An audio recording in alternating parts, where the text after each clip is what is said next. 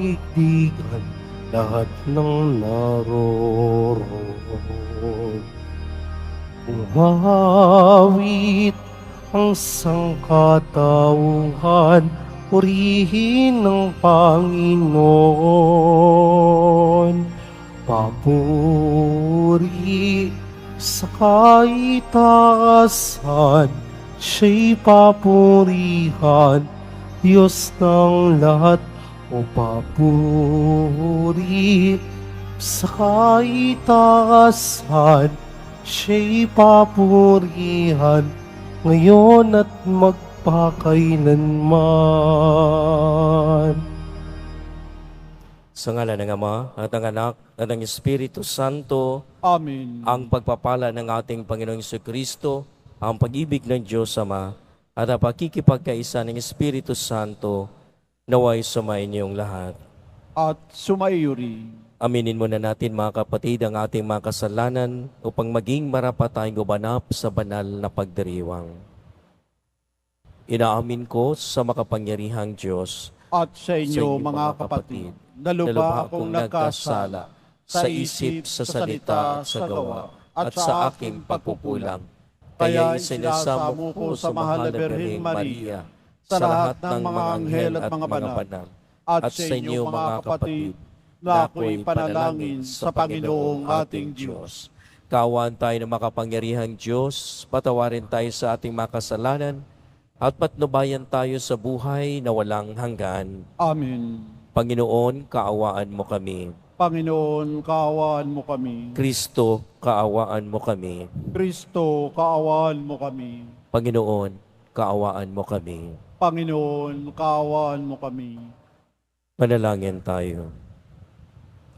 Ama naming makapangyarihan, kaming iyong mga kinupkop ay niloob mong maging mga anak sa liwanag mong kaloob. Huwag mong ipahintulot na sa katiwalian kami ay masangkot. Panatilihin mo kaming nagliliwanag sa iyong katapatang lubos na sumisikat sa pamamagitan ni Jesucristo kasama ng Espiritu Santo, magpasawalang hanggan. Amen. Maupo po tayo.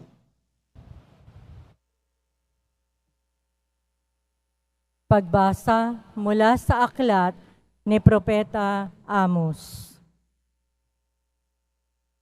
Pakinggan ninyo, mga taga-Israel, itong sinabi ng Panginoon. Pinatnubayan kong palabas sa Ehipto ang inyong lahi. Sa lahat ng bansa, sa ibabaw ng lupa, kayo lamang ang aking itinangi at inalagaan. Kaya't parurusahan ko kayo dahil sa inyong mga kasalanan. Maaari bang magsama sa paglalakbay ang dalawang tao, kundi muna sila nagtipan? Uungal ba ang leon sa kagubatan, malibang makatagpo siya ng biktima? Aatungal ba ang batang leon sa loob ng yungib kung wala siyang nahuling anuman? Mabibitag ba ang isang ibon kung walang pain? Ligtas ba ang bitag kung walang huli? Maaari bang di sakmali ng takot ang mga mamamayan kapag hinipan ng bantay lunsod ang trumpeta? Mangyayari ba sa isang lunsod ang isang kahindik-hindik na bagay, malibang ito'y itulot ng Panginoon? Tunay na ang Panginoon ay di gumagawa ng anumang bagay na di ipinababatid ang kanyang balak sa kanyang mga lingkod, ang mga propeta. Pag-ungal ng leon, maaari bang hindi ka matakot? Kapag nagsalita ang Panginoon, mapipigilan mo bang ipahayag ang kanyang sinabi? Pinuksa ko ang ilan sa inyong lunsod tulad ng aking ginawa sa Sodoma at Gomora. Kayo'y parang nagdiringas na kahoy na inagaw sa apoy. Ngunit ayaw pa rin kayong manumbalik sa akin. Sumbat pa ng Panginoon. Kaya, mga taga-Israel, humanda kayo sa di mapipigil na paghukom sa inyo ng Diyos.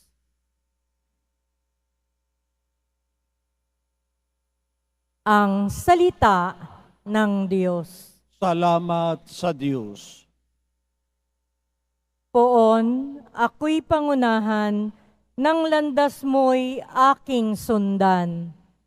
Poon, ako'y pangunahan, ng landas mo'y aking sundan.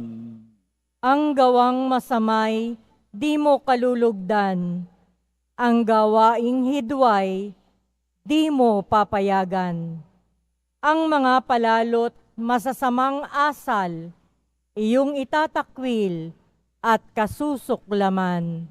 Poon, ako'y pangunahan, ng landas mo'y aking sundan. Parurusahan mo, yaong sinungaling, pati mararahas at ang mga taksil.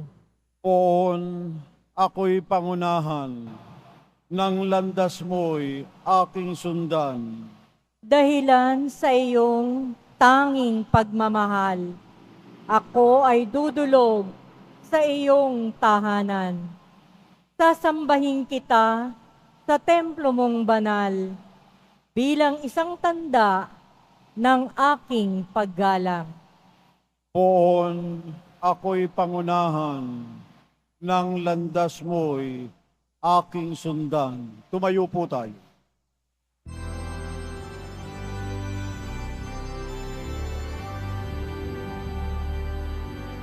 Hallelujah,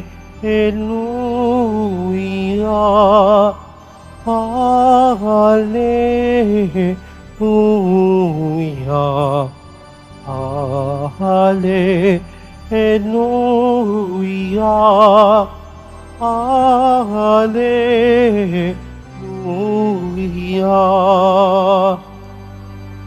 Poon ikaw ang pag-asa, ang salita mo'y ligaya, pag-asa ko sa tuwina. Hallelujah, Hallelujah, Hallelujah, Hallelujah.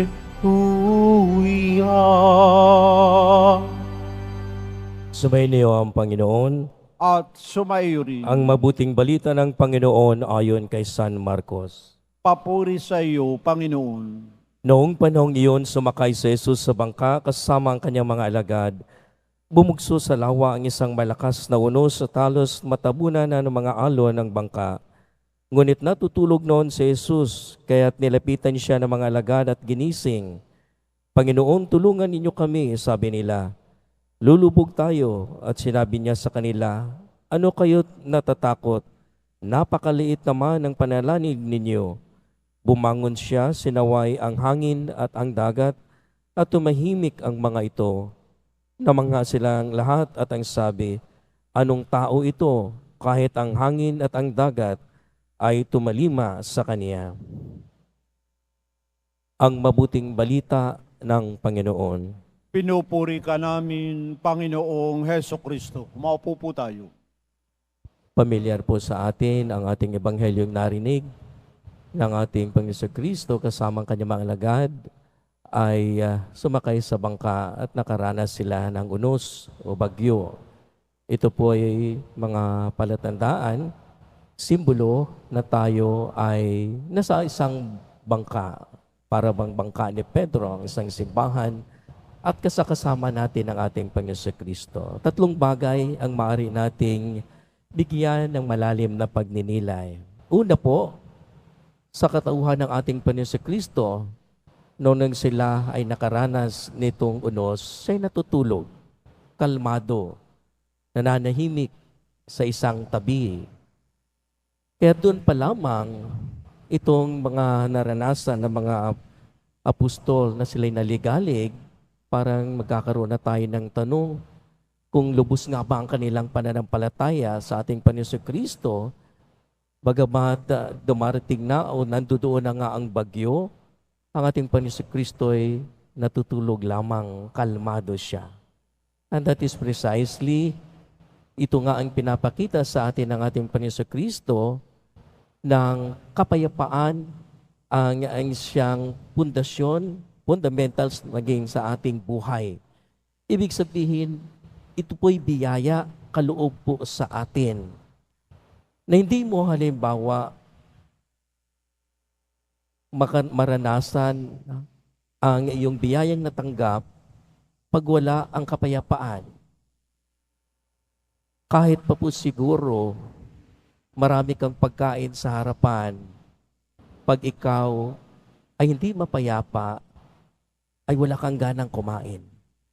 Kahit na po siguro ang mga tao na sa palibot mo, natutuwa, nagagalak, pero kung wala kang kapayapaan, ay hindi mo rin mararanasan ang kaligayahan na nakapalibot sa iyo na hindi ka nakakatawa. Ibig sabihin po, this is a fundamental aspect. Peace is already in us. Kasabay po niyan ng atin din mismong pagkatao. Di po ba't maranasan natin personal o maging sa simbahan o maging sa ating lipunan na sa atin din mismong pagkatao, bawat isa, narito po sa atin yan ang kapayapaan. The same person na halimbawa tayo po ay nakaranas ng maraming problema, tayo po ay nakaranas ng maraming mga konflikto sa buhay, tayo po ay nakaranas ng mga dalamhati sa buhay. Minsan po naupo lang tayo sa tabi ng simbahan at tayo'y napapakalma na. Ibig sabihin, ang kaloob po ng biyayang yan ay hindi lamang po naranasan ng ating Panginoon Kristo, maging mismong sa ating pagkatao. Ano nga pang nangyayari? Because we are so preoccupied with many things sa ating buhay panglabas. Ito po yung sinasabi kong accessories ng ating buhay. Lahat ng ating enerhiya, mga oras ng ating ginugugol, so much that we looked at, yung ating mga accessories ng ating buhay panglabas, at hindi na natin napapansin itong mismong buhay na ito na meron siyang kalakip na malalim na biyaya, mismong ang kapayapaan. Di po ba napapansin na halimbawa, pag marami kang problema, marami kang iniisip, nakakaapekto na sa iyong katawan. Ikaw lang din mismo, pag pumupunta ka sa isang lugar o di kaya sa simbahan, nananahimik ka at ikay napapakalma. Ibig sabihin, doon mo na lamang po nalalaman na ito nga pala'y kaloob ng kapayapaan ay mararanasan ng bawat isa. Kaya atin pong dahan-dahanin ang sigurong matayog nating pinag-iisip na ginagawa nating imbensyon ng buhay, ambisyon ng buhay, that actually, basically, narito muna sa ating kalooban ang kailangan nating suriin at bigyan ng kaukulang pansin. Otherwise, kahit ano pong gagawin natin sa matatayog nating ambisyon, pag hindi po ito matibay na pundasyon ng atin mismong buhay, ito di guguho. Pangatlo, ng atin mismong pagnilayan din, bagamat si Jesus ay natutulog, baka naman po sa ating pagkatao ay tulog din ang ating Panginoong Kristo. Tayo po ay mga tao ng pagkabuhay ng ating Panginoong Kristo. Hindi po tayo mga tao nung Biyernes Santo. Nang karamihan ay tinitingnan lamang na hanggang doon na lamang sa kamatayan ng ating Panginoong Kristo. We have to remember, sisters and brothers, that all of us supposed to be the spirit of Christ's resurrection in us. Ibig sabihin, buhay at bubuhayin natin ang ating Panginoon Kristo sa atin mismong pagkatao. Kaya nga lang po, anong nangyari sa atin, parang nananatili tayo sa Good Friday. Peace nga lang po siguro, pag isang taong namatay, wala na. Pero sa atin mismong espiritualidad na nakuha sa ating Panginoon Kristong nabuhay, dapat din siya ay buhay. At ditong pagkabuhay ng ating Panginoon Kristo ay nagpapahayag ng mismong pagka-Diyos na narito nailapat at nailapit sa atin. Na tayo pong lahat, kung kaya nga po'y punong-puno tayo ng dignidad, hindi lamang po tayo basta tao, kundi nakibahagi din tayo sa pagka-Diyos ng ating Panginoon Kristo at dito natin na ipapahayag. Kung kaya't ang tapang natin, ang tatag ng pananampalataya, dahil kaloob po ito ng Diyos sa atin, na ibinahagi niya sa atin ang pagka-Diyos. Otherwise, ano po kaya tayong mga nilalang kung hindi tayo hiningahan ng ating Panginoong Diyos na may likha sa atin? We are nothing. So in that aspect, nung tayo po hiningahan ng buhay ng may likha sa atin, ibinahagi po sa atin ang pagka-Diyos ng ating Panginoon Kristo. Kung kaya't taas noo po tayong ipapakita sa bawat isa at ang bawat isa ay may dignidad dahil tayo'y mula sa Diyos. Lastly po, kakarugtong din po nitong pagtanggap natin ng ating dignidad ng ating mismo ding pagkatao na ibinahagi ng ating Panginoon Kristo. Ng pagpakumbaba ng ating din mismong nakikita sa Jesus Nazareno at sa atin din mismong buhay. Tandaan po natin, ang humility, pagpapakumbaba, ay hindi po yung binababa mo ang iyong sarili at itinaas mo ang iba. Humility means you have to look at the person the same. Ibig sabihin, pinaparamdam mo sa kanya, mayaman ka man, sino ka man, ano ka man, we are just the same. Lupa ang bagsak. Ang ibig sabihin ng humility, from the word humus, ground, earth, wala ka pong karapatang magmamataas. At wala ka ring karapatang magpapakababa ng iba. We have to look at each one person that we are just the same. We receive the gifts from God. We receive the breath or hangin ng ating buhay from God. Lahat po tayo, lupa ang bagsak, humus, humility. So that is actually our nature. Ang pagiging magpapakumbaba is our nature. Wala kang magagawa. Lupa.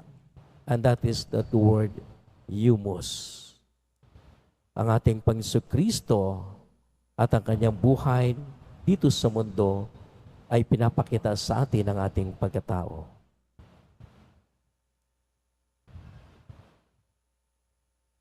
Tumayo po tayo.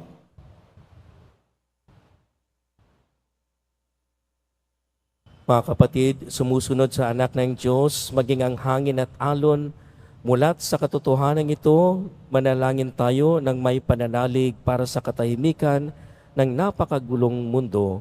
Sa bawat kailangan ating itutugon, Panginoon, ipagkaloob mo sa amin ang iyong kapayapaan. Panginoon, ipagkaloob mo sa amin ang iyong kapayapaan.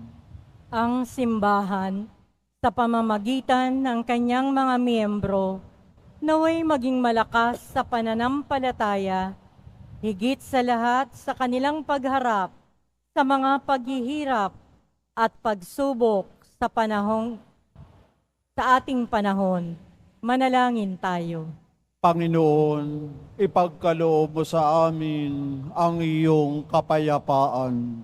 Ang mga naglalakbay sa karagatan, ang mga mandaragat, mga mangingisda, at yaong mga taong sa dagat nagmumula, ang ikinabubuhay, naway makadama ng kasiguruhan at kaligtasan.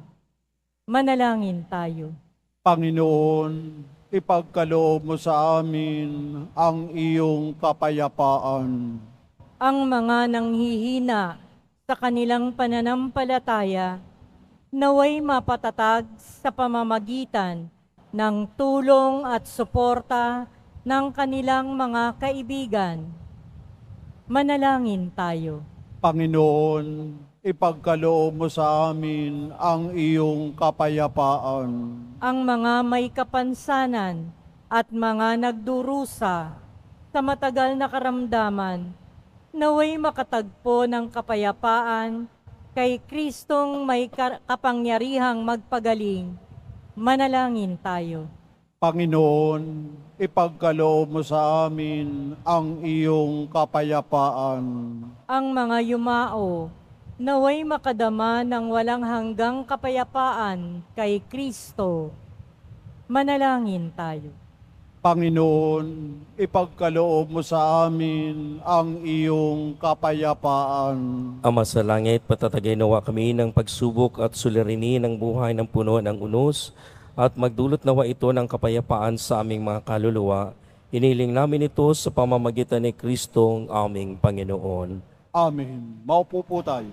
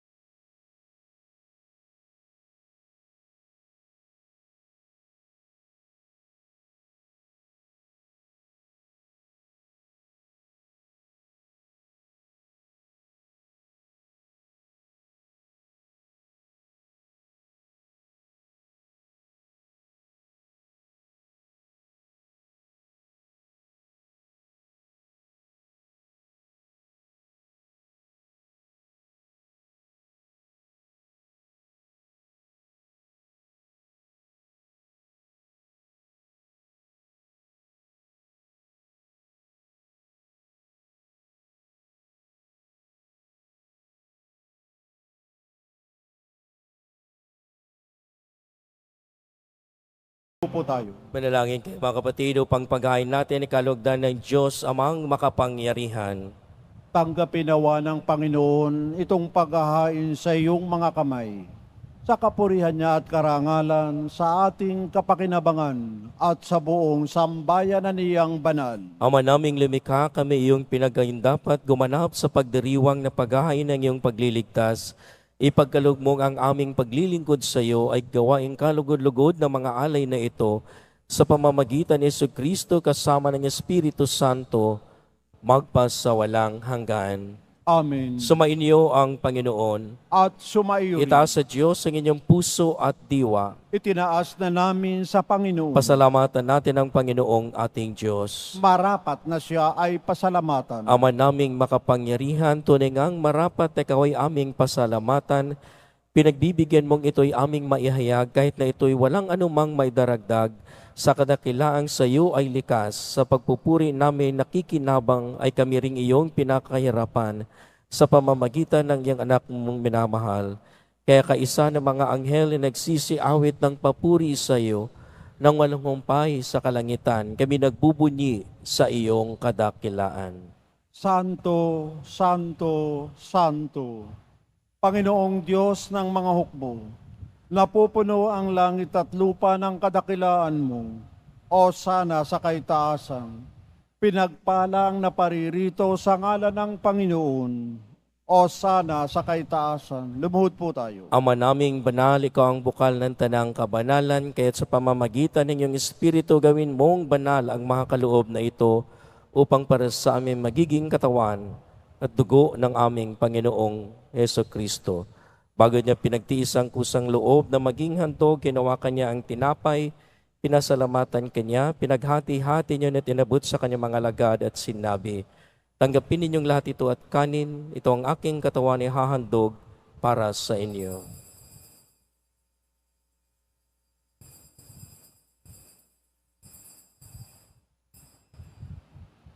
Ganyan din naman ang matapos ang hapunan, hinawakan niya ang kalis, muli kanyang pinasalamatan, inabot niya ang kalis sa kanyang mga alagad at sinabi, tanggapin ninyong lahat ito at inumin, ito ang kalis ng aking dugo ng bago at walang hanggang tipan, ang aking dugo na ibubuhos para sa inyo at para sa lahat, sa ikapagpapatawad ng mga kasalanan.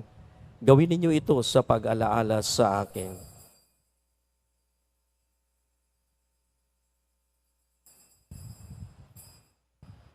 Tumayo po tayo. Pagbunyin natin ang misteryo ng ating pananampalataya. Si Kristo'y namatay, si Kristo'y nabuhay, si Kristo'y babalik sa wakas ng panahon. Ang mga ginagawa namin ngayon ng pag-alaala sa pagkamatay at muling pagkabuhay ng iyong anak, kaya tinaalay namin sa iyo ang tinapay na nagbibigay buhay at ang kalis na nagkakaloob ng kaligtasan. Kami nagpapasalamat dahil kami ang minarapat na tumayo sa harap mo para maglingkod sa iyo.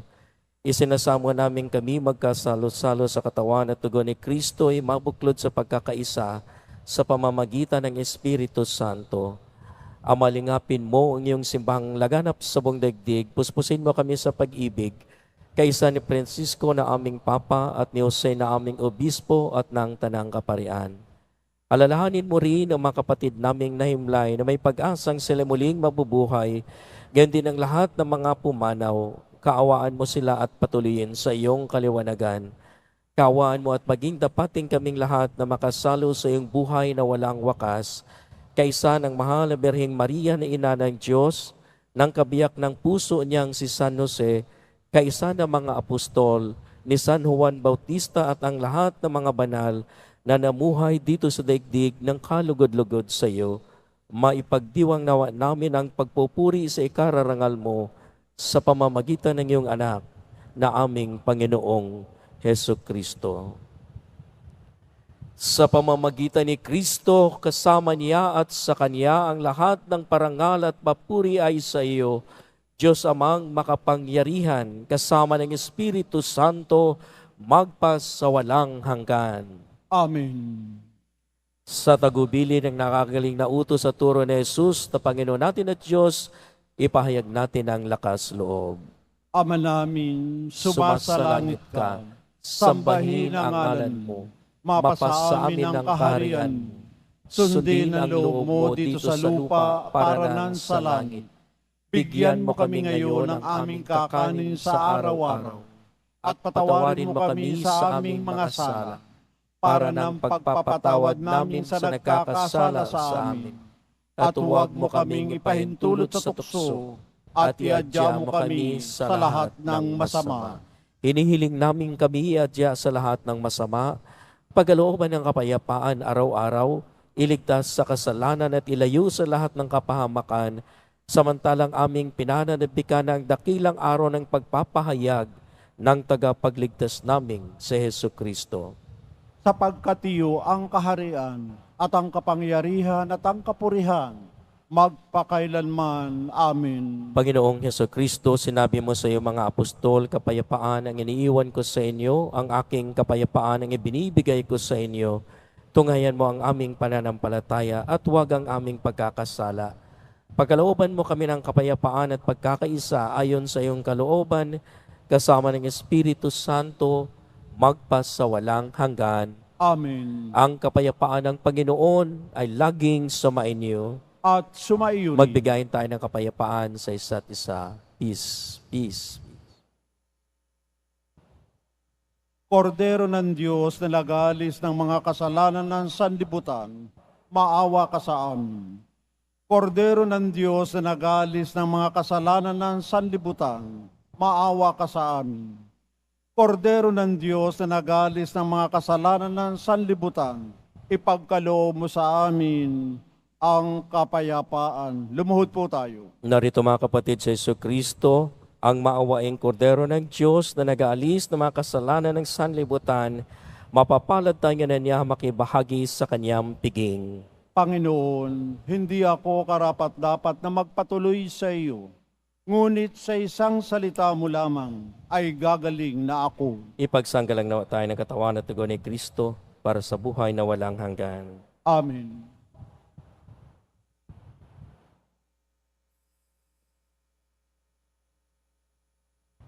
para sa lahat ng tatanggap ng banal na komunyon. Sasagot po tayo ng amin pagkasabi ng pari o ng lay minister ng katawan ni Kristo at isubo agad sa bibig bago umalis sa harapan ng pari o lay minister. Sumunod po tayo.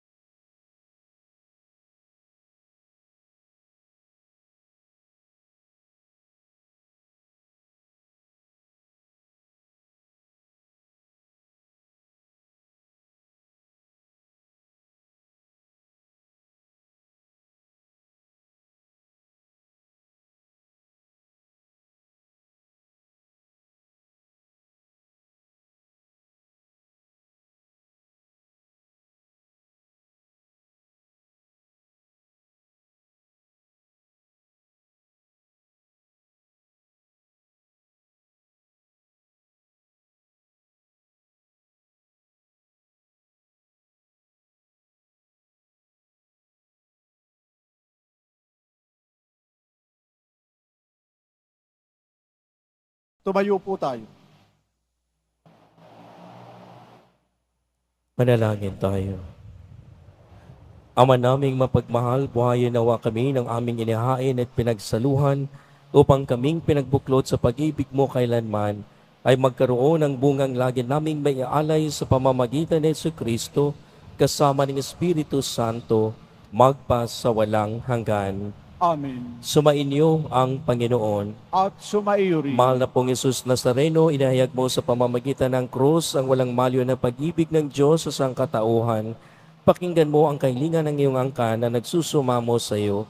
Makamtanawa nila ang iyong katugunan at tanggapin ang kasagutan ng may utang na loob na tinatanaw.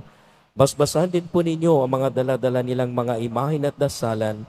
Sa pamamagitan ng bendisyon ito, naway maalala nila ang mga pangako nila noon sa binyag na ikaw ang kanilang iibigin at paglilingkuran bilang Panginoon, magpa sa walang hanggan. Amen. At pagpalain kayo ng makapangyarihang Diyos, Ama, Anak, at ng Espiritu Santo. Amen. Humayo kayong taglay ang kapayapaan ng Poong Jesus Nazareno. Salamat sa Diyos.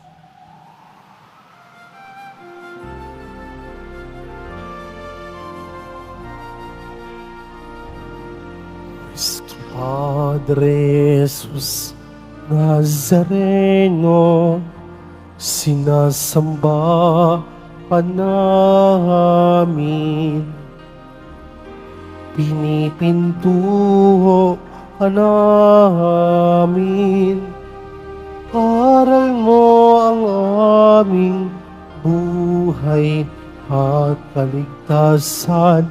Nuestro Padre Jesus Nazareno, iligtas mo kami sa kasalanan. Ang krus mong kinamatayan ay sagisag ng aming kaligtasan. Nuestro Padre Jesus Nazareno, dinarangal ka namin. Nuestro Padre Jesus Nazareno, niluwalhati ka namin. Nuestro Padre Jesus Nazareno, dinarangal ka namin. Nuestro Padre Jesus Nazareno, inulwalhati ka namin.